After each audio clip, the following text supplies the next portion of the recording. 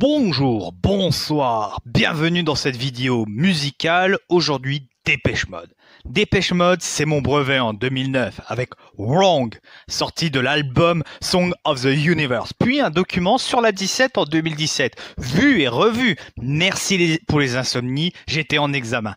Donc, une petite découverte de ce groupe que j'apprécie énormément, qui fait partie de mon top 4 des groupes préférés avec Queen, Genesis et Motorhead, car les chansons avec leurs multiples sens et leurs multiples lectures me parlent grandement. Donc, c'est parti! Alors, avant de vous parler de l'histoire de Depeche Mode, je vais vous parler de ses membres. Alors, la composition actuelle est composée de Dave Gahan, né le 9 mai 1962 dans l'Essex, c'est le chanteur, compositeur et auteur du groupe. Il a eu une enfance difficile, son père adoptif est mort quand il avait 10 ans, son père biologique s'est barré. Dave a connu les tribunaux pour adolescents dans les années 70.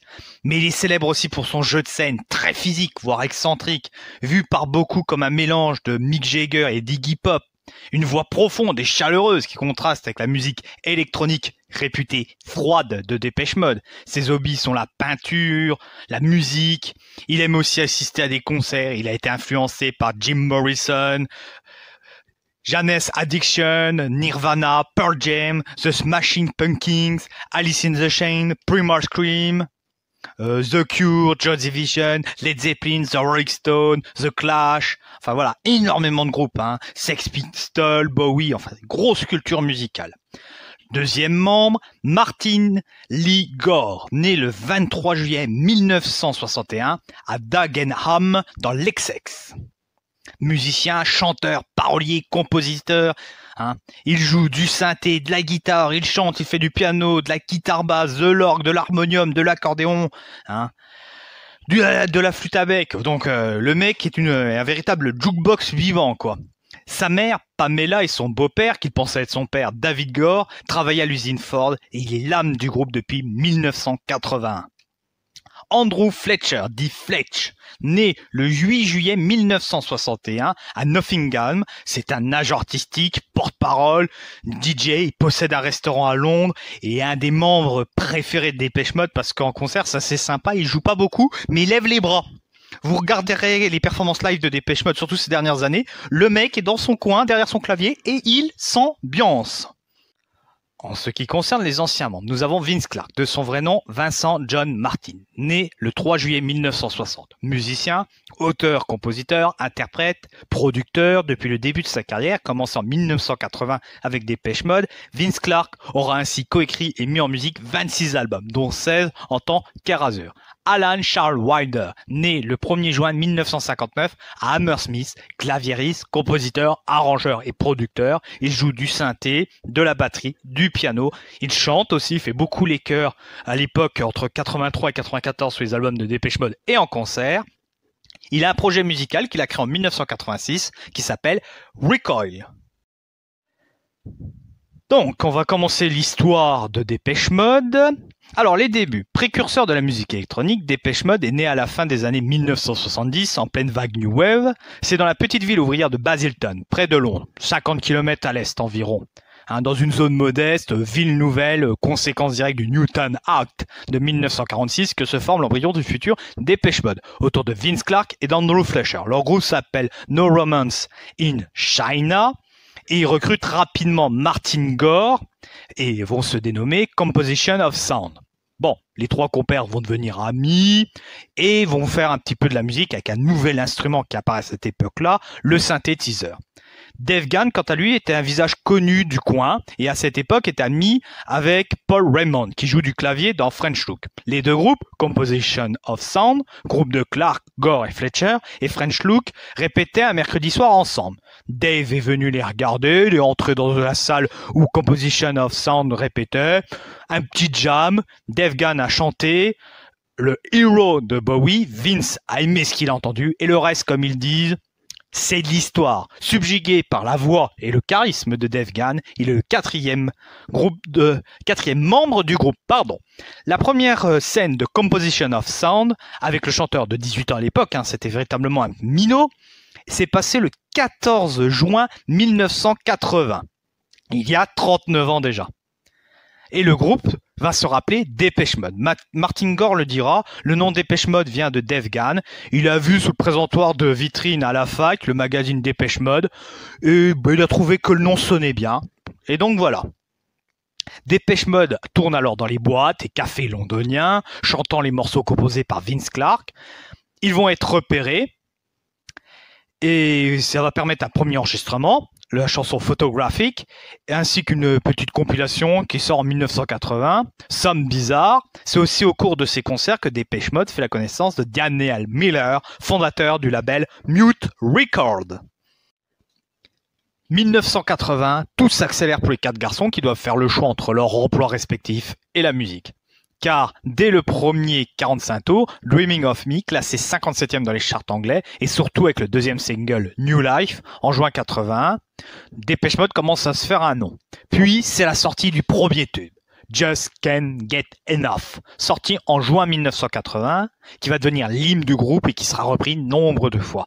S'ensuit du premier album du groupe, Speak and Spell, sorti en octobre 1981. Mais Vince Clarke le dira en 2001, toute l'histoire de célébrité m'est montée à la tête. Tout à coup, tout le monde, y compris moi, a admis que la raison pour laquelle on marchait si bien était à cause de notre grand talent.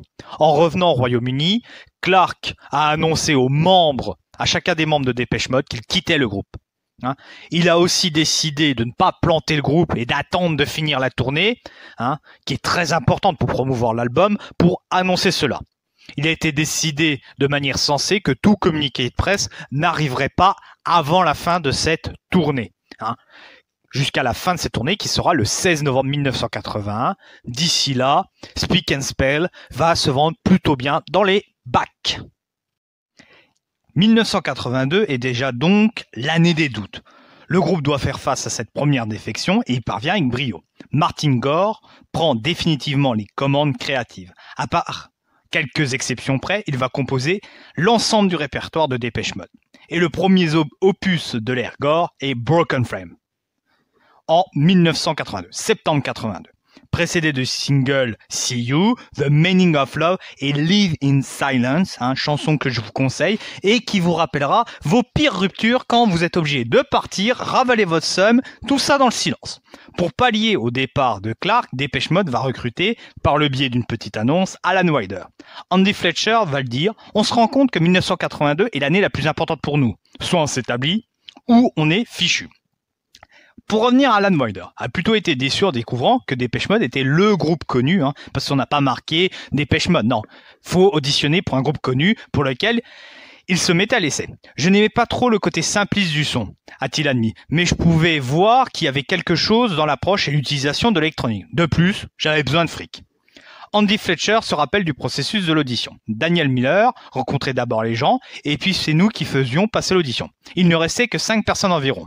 Dieu seul sait comment étaient ceux que Daniel a flanqués à la porte. Mais le truc marrant, c'est qu'Alan a menti sur son âge. Il avait plus de 21 ans, alors que l'annonce marquait moins de 21 ans, pour qu'il ait à peu près le même âge que les autres membres du groupe, mais c'était le meilleur de loin.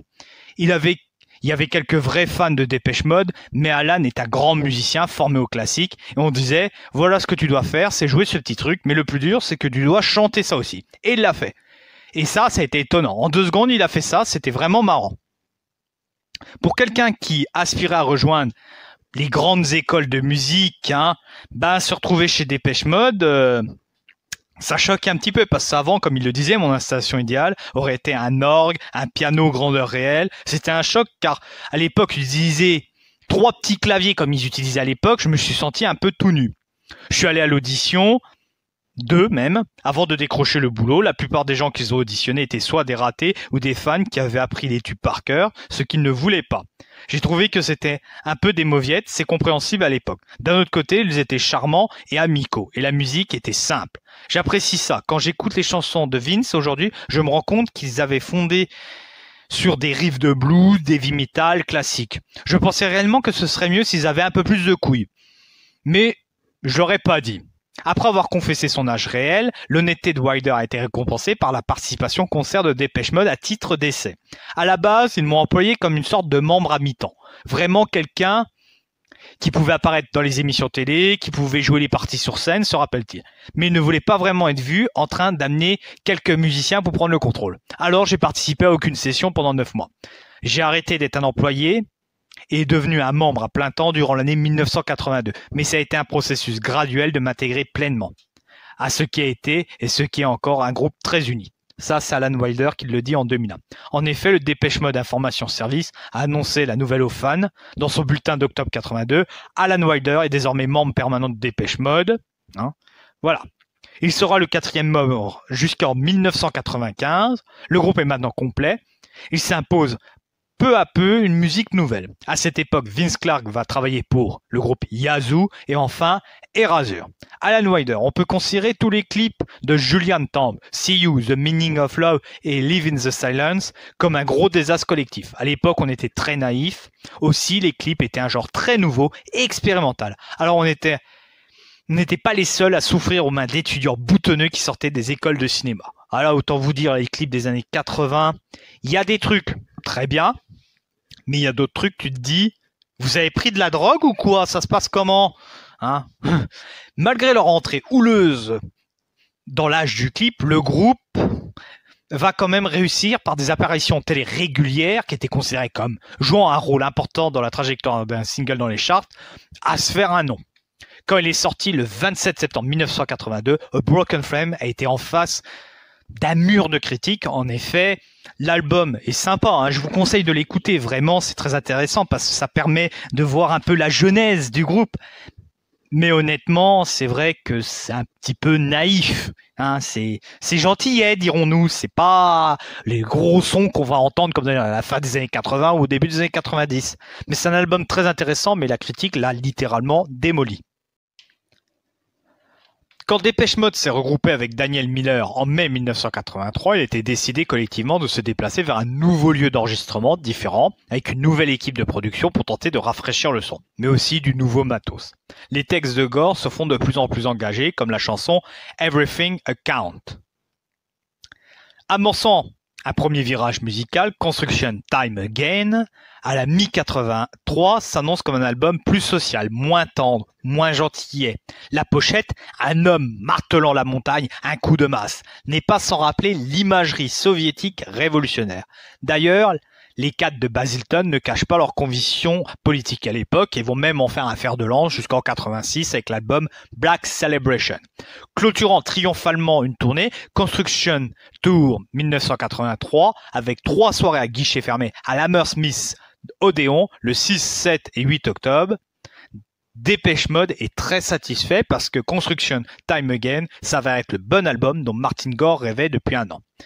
Ce dernier va partir vivre à Berlin, dans une Allemagne pas encore réunifiée, ce qui va lui donner de l'inspiration pour Some Great Reward, sorti en août 84, qui va confirmer le talent de Dépêche Mode et qui va permettre aussi de faire connaître le groupe en France et aux États-Unis. Master and Servant and People Are People passe sur toutes les radios et marque le début de la carrière internationale de Dépêche Mode. En plus, on a la chanson Blasphemous Rumor, qui va être censurée, qui va un petit peu ajouter au phénomène. C'est surtout l'histoire qu'il y a derrière, c'est l'histoire d'une fille qui va faire une tentative de suicide, qui va arriver à être sauvée, mais qui va mourir quelques années plus tard dans un accident. Et la chanson est très dark. Jones, un des producteurs, se souvient des sessions d'enregistrement berlinoises de People Are People, comme étant encore et plus radical que son travail précédent avec Dépêche Mode. On allait encore plus dans l'extrême dans notre pratique, d'envoyer des instruments dans différentes pièces et différents amplis. On a loué 2 studios, ainsi qu'une salle de mixage. Dans le studio 2, on a mis une énorme sono, une batterie de micro qui descendait du hall, une grande partie des rythmes sortait là. On avait aussi un autre système dans la salle d'enregistrement, pleine de réverbération, l'étage à côté de la salle de mixage, une grande partie de ces effets entraient direct dans le mix.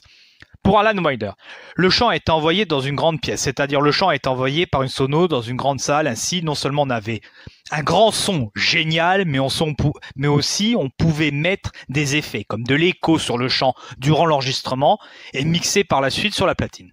Dépêche Mode s'est à nouveau tourné vers les talents visuels du réalisateur Clive Richardson pour le clip People Are People, tourné sur le HMS Belfast, croiseur naval britannique désaffecté qui servait de musée à l'époque. Martin Gore l'a dit, on a été plus heureux de faire des clips depuis Everything Count. On a pu trouver un réalisateur qu'on aime, en Clive Richardson. On travaille bien avec lui et on met désormais plus de temps et d'énergie dedans. Ils ont passé au-delà du premier traumatisme qu'ils avaient eu dans les années 82. Pour la première fois depuis 5 ans, en 1985, il n'y a pas d'album, mais une compilation, The Single 81-85, avec un inédit de très grande qualité, Shake the Disaster, qui est une magnifique chanson. Les versions live sont magnifiques, surtout la version 88 est très belle. Quand certains voyaient dans cette accalmie la mort du groupe, Depeche Mode va s'en servir, ils vont se mettre un petit peu au vert pour revenir en 86, avec Black Celebration, dans un style résolument meilleur. On prouve Strip, Question of Lust and Question of Time, et la tournée internationale qui suit ce nouvel album. Il y a aussi l'arrivée d'Anto Corbijn, né en 1955, il commence sa carrière au mensuel musical Who en 1977 avant de s'installer à Londres. Il va travailler avec Bowie, U2, Johnny Hallyday, Clint Eastwood, enfin voilà. Et il va collaborer avec Depeche Mode à partir de 86. Il va réaliser des clips, des pochettes, ainsi que les installations scéniques. Il va vraiment donner une image à Depeche Mode. Vraiment améliorer le côté image. Parce qu'il ne faut pas oublier qu'un groupe de musique, il y a de l'image, c'est très important. Les Depeche Mode sont désormais des stars mondiales. Les devoirs d'Alan Wilder vont aussi s'étendre désormais à la préparation des bandes rythmiques pendant les concerts. Je me donne un challenge, en d'autres termes, je veux me défier. Sur scène, je me donne les parties les plus difficiles. Je joue souvent les parties les plus dures, une partie de séquenceur, plutôt que quelque chose de plus facile. Ainsi, je ne m'ennuie pas complètement en concert. Music for the Masses sort en septembre 87 et confirme l'ascension des Anglais. L'album est plus rock'n'roll, comme l'atteste la surprenante reprise de Route 66 de Robert Group, et ça va prouver là aussi l'étendue et la culture musicale de Martin Gore. Cet album va impliquer une période importante de pré-production dans le home studio d'Alan Wilder, où il va travailler sur les démos de Gore. Cette fois, Daniel Miller s'est retiré, parce qu'il y a eu des petits conflits pendant Black Celebration, mais le groupe va être aidé par Dave Bascombe, qui a travaillé sur l'album So de Peter Gabriel en 86. Ça va permettre de polir le son de Depeche Mode. La première moitié de 88 a été prise par une tournée européenne, 33 dates, puis 4 concerts au Japon et une tournée de 30 dates en Amérique du Nord. D.A. Pennebaker, réalisateur de documentaires musicaux renommés, était chargé d'immortaliser cela, et il a immortalisé ce qui est pour Dave Gahan le meilleur moment. Pour moi, cette image du Rose Bowl. Il y avait un moment durant la chanson Never Let Me Down Again où j'ai sauté sur l'une des contre-marches, et j'ai remarqué que quelques personnes dans le public qui agitaient leurs bras. Alors je les ai rejoints, et tout d'un coup, 70 000 personnes le faisaient. J'étais juste transporté. Je sentais les larmes en moi et la sueur couler sur mon visage. Mais c'était de la joie. Pour Alan Wilder, je suis sûr que Dave l'a encouragé, et je suppose que c'est devenu une sorte de marque de fabrique sur scène après le film 101. En effet, Depeche Mode, après ce concert, est devenu vraiment un grand groupe de stade et un grand groupe de concerts. En octobre 88, Martin Gore est entré en studio pour enregistrer son premier album solo. Mais la carrière de Depeche Mode va culminer en 90 avec Violator, qui est considéré comme leur meilleur album, produit entre autres par Flood, un producteur très réputé. Dave Gahan, on voulait quelqu'un qui pourrait en gros nous donner un coup de pied au cul de temps en temps et être capable de nous reprendre et faire les meilleures chansons sans nécessairement avoir notre perspective dessus. Martin Gore. Flood nous a vraiment fait pousser des barrières et juste faire des choses qui étaient complètement différentes de ce qu'on faisait avant. Fletch. C'était définitivement plus agréable de faire cet album parce qu'on était allé à Milan. Dès le début, on est juste sorti, fait la fête. On n'a rien enregistré, mais on s'est bien amusé et ça a cimenté l'esprit de tout l'album. Pour Alan Wilder, durant les premières années, tout le monde était dans le studio. Beaucoup de discussions et d'idioties. Avec le temps, on s'est rendu compte que moins de personnes dans la salle de contrôle voulait dire plus de travail fait.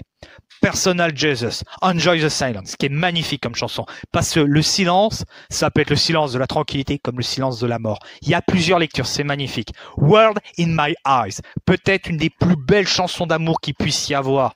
Je vais te montrer le monde avec mes yeux, c'est vraiment magnifique. Le texte est...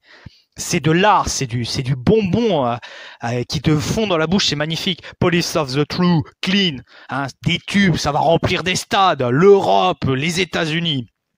Daniel Miller concernant l'enregistrement d'Enjoy the Silence.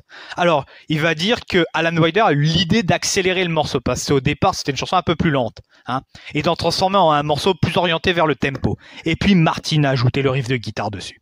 Pour Alan Wilder, on a demandé à Martin de nous donner des démos dans leur forme la plus basique. Et Enjoy the Silence était très basique. Il m'est venu l'idée qu'elle pouvait marcher brillamment en morceau dance rythmé.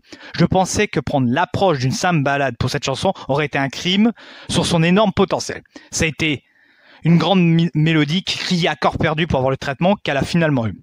Je pense que les autres étaient un peu douteux, mais après un petit peu de persuasion, ils nous ont dit « Eh bien, pourquoi vous n'irez pas avec Flood et toi monter quelque chose et vous nous rappelez quand vous avez un truc qui vous plaît ?» Donc, Flood et moi, on a travaillé sur le fond sonore avant d'appeler Martin pour jouer le riff de guitare. Au fur et à mesure que le morceau s'est assemblé, je pense que ça nous est tous venu à l'esprit, même à Martin, que la route rythmée était vraiment la meilleure option. Pour Fletcher, c'est l'un des moments les plus magiques, que je n'ai jamais eu. On était en studio, on avait cette balade, Enjoy the Silence, on a juste décidé de l'accélérer, et puis Martin a sorti sa guitare, et on avait un énorme tube. Pour Dave Gahan, je me rappelle que Gore était assis là, à jouer de la guitare, puis a sorti ce riff, et puis j'ai chanté. Et tout le monde s'est surpris que je la chante si bien. Moi y compris. Donc voilà. Tandis que certaines tournées précédentes de Depeche Mode comprenaient des bandes rythmiques recyclées de précédents live, là tout a été retravaillé en entier. Par exemple, Beyond the Wheel et Route 66 ont fusionné. Alors là, le groupe, c'est la folie, cette tournée. Un costumé pour chaque membre, un vaste décor conçu par Anton Corbijn, 88 dates qui se finissent le 27 novembre 1990. Le résumé d'Alan Wilder. Je ne dirais pas que la tournée a été plus intense que les autres fois. On était au sommet et à cause de notre succès, particulièrement aux États-Unis, les tickets se vendaient comme des petits pains. On s'amusait, il y avait de l'ecstasy qui tournait. Mais je pourrais pas dire si quelqu'un était affecté. Apparemment, Dave prenait de l'héroïne, mais ça se voyait pas dans ses performances. Ça a été une longue tournée et peut-être qu'il y a eu une réaction retardée avec les fissures apparaissant plus tard. Peut-être que quand il nous est venu à l'esprit que les attentes avaient monté, qu'on le devait essayer de donner une suite à Violator. Après la tournée qui va suivre l'album Violator, Dave Gahan va quitter sa femme, quitter le Royaume-Uni, faire un petit examen de conscience qui va pas trop lui être profitable parce qu'il va sombrer dans la drogue, il va devenir vraiment accro à l'héroïne. Il le dira même plus tard que ce qu'il a fait à l'époque, il le regrette grandement. Au sommet de leur art, Depeche Mode va s'accorder un temps de pause. Bon, ce temps va pas être super, parce qu'Alan Wilder va commencer à se concentrer sur ses projets solo, Gahan va sombrer dans la drogue, Fletcher va pas être en forme, enfin voilà. Alan Wilder va très bien le résumer en 2001. Dave est allé vivre à Los Angeles après la tournée. Et au moment où on s'est réunis de nouveau après une bonne pause pour commencer à travailler sur Song of Faith and Devotion, les choses avaient certainement changé. Finalement, la cohésion du groupe va quand même résister à la tempête, grosse tempête même. En mars 93 va sortir Song of Faith and Devotion. Mais l'enregistrement de l'album va être très dur. 2 séances. Une à Madrid, où le groupe est ensemble H24, ils vont louer une maison. Dave Gahan va venir en clignotant. Des fois, on va le voir. D'autres fois, il va être enfermé dans sa chambre, car il va être soit défoncé ou perdu dans ses pensées. Martin Gore va avoir des problèmes avec son alcoolisme, qui est présent jusqu'au milieu des années 2000. Alan Wilder est assez renfermé sur lui. Et Fletcher est très fatigué mentalement. Andy Fletcher, on va parler de l'enregistrement. Il a pu avoir voulu qu'on devienne plus basé sur la guitare et plus traditionnel, guitare, basse et batterie. C'était le genre de musique qu'il écoutait à bien des égards. La transition a créé quelque chose d'excitant et différent. En effet, il y a tout le contexte grunge et les influences musicales que Dave Gahan avait à Los Angeles. Au moment où on a commencé les sessions d'Hambourg dans un studio plus adéquat, va dire Alan Wilder, on s'est souvenu que moins de personnes, plus de travail fait. Fletch est retourné se faire interner, Dave n'est venu que pour les voix, Flood, Martin et moi, on avait un album à créer. On a enregistré 8 morceaux en 6 semaines, comparé aux 2 ou 3 qui avaient été produits à Madrid. Sur la même période, en 6 semaines, 2-3 morceaux, là 8. Voilà, il y a du travail qui a été fait. Et la tournée, quelle tournée! Encore plus gros, plus de 200 concerts.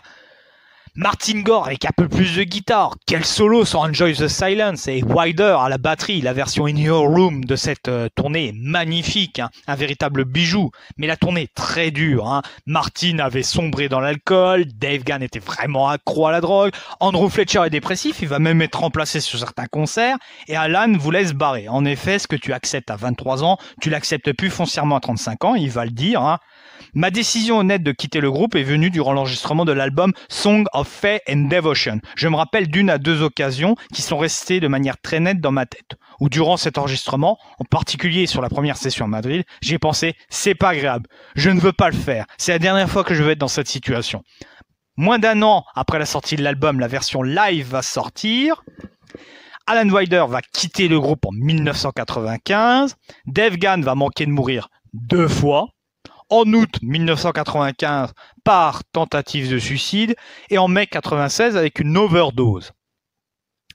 Il va le dire, hein, Andy Fletcher, beaucoup de monde va dire que la situation était devenue très critique. Hein. Andy Fletcher le dira en 2001. C'était un cas de surexcès à tous les égards. Il y a eu des moments où si j'avais reçu un coup de fil me disant que Dave était décédé, par exemple, j'aurais pas été surpris. En effet, Dave Gahan était rentré dans une phase de paranoïa causée par la drogue. Daniel Miller, le producteur historique de Depeche Mode, va dire la meilleure chose qui soit arrivée à Dave était son arrestation. Ils l'ont forcé à aller en désintox et il s'est brusquement rendu compte de l'impact que ça avait. En effet, après l'overdose, on lui a expliqué « Bon, t'as retrouvé avec de la drogue, mon gaillard, maintenant t'as pas beaucoup d'options. Hein. Soit tu continues tes conneries et tu meurs, option 1. Option 2, tu continues tes conneries, on te fout dehors des États-Unis et tu vas avoir des soucis judiciaires. Option 3, tu deviens clean. » Bon, voilà. Dave Gahan va le dire, dès que je suis sorti sous caution, j'ai eu ce dont j'avais besoin, je suis allé prendre une chambre et j'ai continué quelques jours, jusqu'à que je commence brusquement à penser « Mais qu'est-ce que je fous, bordel? Je suis mort !» Je suis retourné dans la maison que j'ai louée à Santa Monica, je me suis assis sur le canapé et je me suis rendu compte que j'allais nulle part. J'en avais marre de blesser tout le monde autour de moi, je ne voulais pas perdre mon fils, je ne voulais pas qu'il grandisse en se demandant pourquoi son père s'était tué. Il y avait de l'espoir. Je pouvais changer. Je pouvais avoir le choix. La seule chose pour laquelle je n'ai pas le choix, ce sont mes sentiments. Les 3 compères de Depeche Mode se lancent alors dans le travail et l'enregistrement de Ultra. Certes, il y a eu des sessions en 1996 avant l'overdose de Dave Gahan, mais il n'y a qu'une seule prise, Sister of Night, qui est utilisable et mise sur l'album. Le reste sera fait en 1996, à la fin de l'année, dans les studios de l'Abbey Road, cher aux Beatles. En effet, la voix de Dave Gahan va avoir énormément souffert et il faudra un petit temps de rééducation de ses cordes vocales. Sorti en avril 97, la voix de Dave est plus posée que jamais, les instruments variés et nombreux, et les titres confirment le talent de compositeur de Martin Gore. Barrel of Gun, It's Not Good et Home en sont les titres phares. Daniel Miller va en parler. Ultra, en termes d'enregistrement de l'album, c'était un groupe qui tombait en miettes, mais je pense que l'album est en lui-même, c'est un groupe qui essaye de trouver où il va. Si tu écoutes l'album, tu n'entends pas nécessairement les problèmes. Dave Gahan. Au lieu de juste chanter les chansons et d'interpréter ce qu'avait fait Martin et juste faire quelque chose qui lui plairait, j'ai pu chanter avec mon cœur. Le reste de l'enregistrement de l'album m'a donné un but. Je voulais réanimer la relation avec mon fils. Quelques concerts en 97, assez courts, hein, l'Ultra Party, hein, même pas 40 minutes, car Dave Gahan était encore très fragile pour repartir faire une tournée.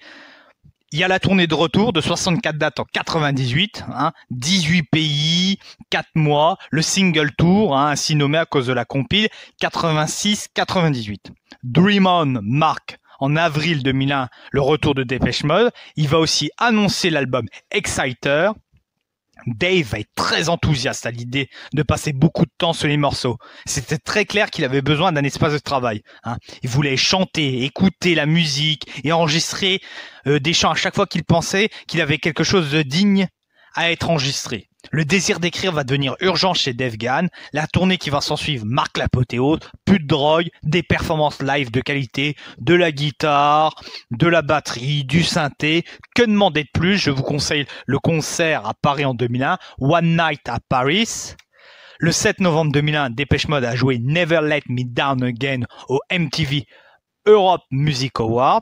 En 2003, Gore et Gahan vont sortir respectivement leurs propres albums solo, Counterfeit et Paper Monster, qui va permettre à Dave Gahan, parce que Paper Monster c'est le nom de l'album solo de Dave Gahan, de se faire une plume et de donner des arguments pour pouvoir poser des sons sous le prochain album de Depeche Mode. Ce prochain album sort en janvier 2005, il s'appelle Playing the Angel. Il va signer ses premières chansons comme Suffer Well. Alors, cet album est bien représentatif de ce que fait le groupe, avec des sons comme Precious, Pain That Amuse, To, Suffer Well et John the Revelator, que je vous conseille, qui est vraiment très sympathique comme chanson. Ils vont aussi solliciter à la production Ben Hillier, qui va travailler pour Blur aussi. Il va y avoir un son vraiment Depeche Mode, avec de la guitare saturée, des synthés, enfin voilà quoi. Il va y avoir vraiment un son Depeche Mode très visible et qui va se sentir littéralement. Quelques mois après la sortie de l'album, il va y avoir une tournée, Touring the Angel, 123 concerts, 33 pays visités, ce qui est rare de faire une aussi grosse tournée pour un groupe comme ça. Après cette tournée, Depeche Mode va compter 1008 concerts depuis le début de leur carrière. En 2006, il va sortir une compilation. Dave Gahan va sortir un nouvel album en 2007, Your Glass, et Depeche Mode va rentrer en studio en mai 2008 pour préparer un nouvel album.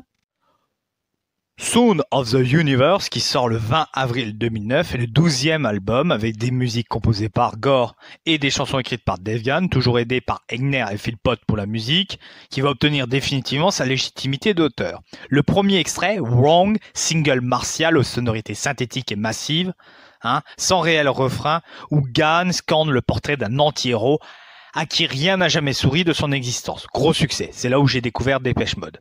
Il y a une tournée baptisée Tour of the Universe qui débute en mai 2009 au Luxembourg. Alors le début de cette tournée est un peu chaude. L'annulation de plusieurs dates en raison de l'hospitalisation de Dave Gahan. Quelques minutes avant de monter sur la scène à Athènes le 12 mai 2009, il est pris d'une violente gastro-entérite qui plus tard, après des examens médicaux, va s'avérer être une tumeur bénigne à la vessie. Le groupe ne va reprendre la route que début juin 2009. Cette tournée fut chaude, en plus de la tumeur de Dave Gahan, il va se blesser au mollet et le père d'Andrew Fletcher est mort avant la tournée. Mais le véritable événement de cette tournée va se passer le 17 février 2010 lors d'un concert de charité organisé au Royal Albert Hall à Londres quand Alan Wilder va rejoindre le groupe le temps d'un titre. Wilder n'était plus apparu sur scène avec le groupe depuis 1994. Le 25 mars 2013, Delta Machine est disponible, Dave Gahan va signer 3 chansons. Un très bon album là aussi. Dave Gahan et Martin Gore vont tous les deux sortir des albums solo en 2015. Sonic Music va annoncer la sortie de Video Single Collection en novembre 2016, une nouvelle compilation de vidéos contenant l'intégrale des clips en 3 DVD. Fin 2016 va être annoncée la sortie d'un nouvel album. Where's the Revolution, le premier extrait de l'album Spirit, est dévoilé le 3 février 2017 et Spirit, le 14e opus de Depeche Mode, sort le 17 mars 2017. Le 5 mai 2017 débute le Global Spirit Tour à Stockholm qui va se terminer en mars 2018 à Sao Paulo. Voilà, j'espère que cette petite vidéo qui est un résumé, j'aurais pu rentrer dans les détails, mais la vidéo aurait été vraiment très longue parce que Depeche Mode c'est quasiment 40 ans de carrière, donc plus de 40 000 histoires. J'espère que cette vidéo vous a plu. C'est un petit hors-série, d'habitude je fais des vidéos de sciences humaines, mais là j'ai décidé pendant les vacances de faire des trucs un petit peu nouveaux pour essayer d'attirer un autre public et puis me faire plaisir. J'espère que cela vous a plu autant à vous qu'à moi. Je vous souhaite une bonne fin de journée. N'oubliez pas de liker la vidéo, de la partager, de faire de la pub pour la chaîne, d'aller visiter le Twitter, le Facebook de la chaîne. Je vous souhaite une bonne fin de journée. Ciao!